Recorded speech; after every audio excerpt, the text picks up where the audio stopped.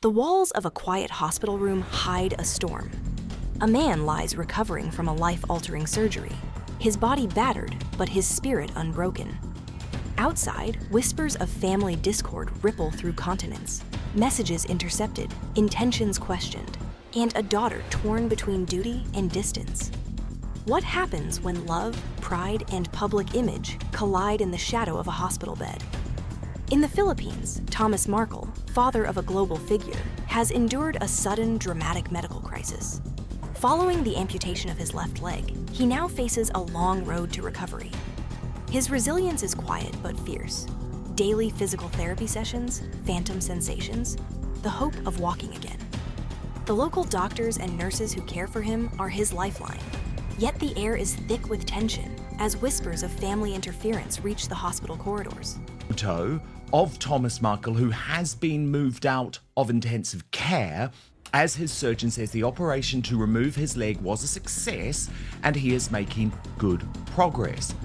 But let me show you what the Daily Mail's Caroline Graham, who remember is at the hospital in the Philippines with Thomas Markle, has revealed. And this is... The drama is not only medical.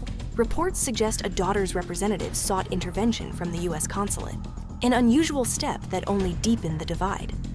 Questions swirl about whether this was a genuine concern or a carefully orchestrated attempt to control the narrative. Family members, watching from the sidelines, voice their disbelief and frustration. Their outrage is palpable. They insist the simplest solution, a personal call or visit, was bypassed for formalities and intermediaries. Thomas Markle's children have publicly expressed their disappointment. They emphasize the need for tangible support in his rehabilitation, not distant gestures or orchestrated photo opportunities. Samantha Markle, his daughter, describes the ongoing efforts to care for their father as a road fraught with obstacles, emphasizing the importance of compassion over public relations. Means that Mr. Markle moved to in January of this year turned up in Mr. Markle's hospital room.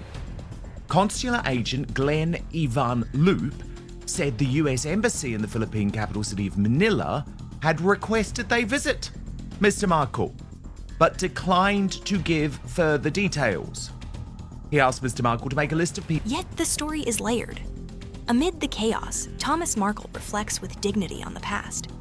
Despite a stroke in 2022 that affected his ability to speak, he expresses hope for reconciliation.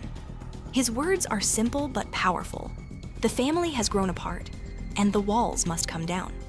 In private, he has forgiven, even as he acknowledges the harsh reality of public scrutiny and personal disappointment. The challenge is not just physical healing. It's navigating a landscape where familial bonds are entangled with fame, media narratives, and high-stakes public perception. A father who once celebrated Saturday mornings, filled with ballet classes, fishing trips, and late-night photography lessons, is now navigating a world where access to his daughter is filtered through intermediaries and public relations machinery. Life. Caroline Graham goes on, there has been some confusion, and she's putting it very lightly there, about whether Meghan and Prince Harry have reached out to Thomas. While he has yet to hear from them, a spokesperson for the Duke and Duchess of Sussex said the Duchess emailed her father on Friday. Unfortunately, the email address used is one he no longer uses. Behind closed doors, the conflict escalates. Social media, news outlets, and whispers from palace-adjacent insiders magnify every misstep. Attempts at communication are framed as PR stunts.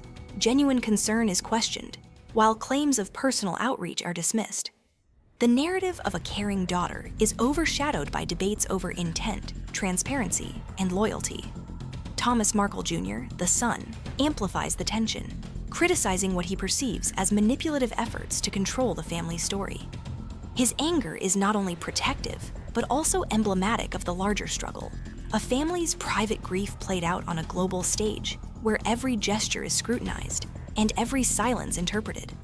Now, in a deleted YouTube post, Thomas Markle Jr., on his own YouTube channel, Thomas Markle and Friends, expressed the feelings of many, attacking Meghan Markle's Sussex squad as a criminal organization, saying that his sister will be dragged into the sewer for the PR shit that she is putting out into the mainstream. Amid the public frenzy, the father's recovery continues. Physical healing progresses, but emotional scars linger. He is a man who gave everything for his children, now grappling with the complex weight of love entangled with fame.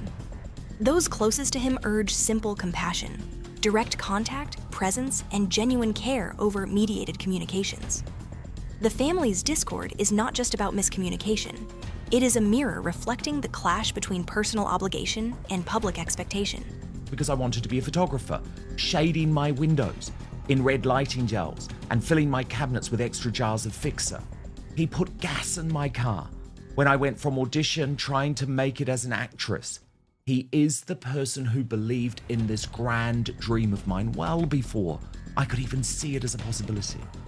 He taught me to write thank you notes, to always arrive early, to drink Arnold Palmers, to find my light when I'm on camera and beyond. This is the paradox of modern celebrity.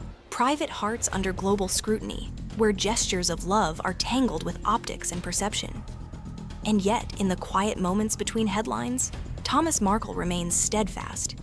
He dreams of walking again, of moments shared in simple joy, of the bond with his children unbroken by distance or misunderstanding. In a world hungry for spectacle, perhaps the most radical act is simply to care.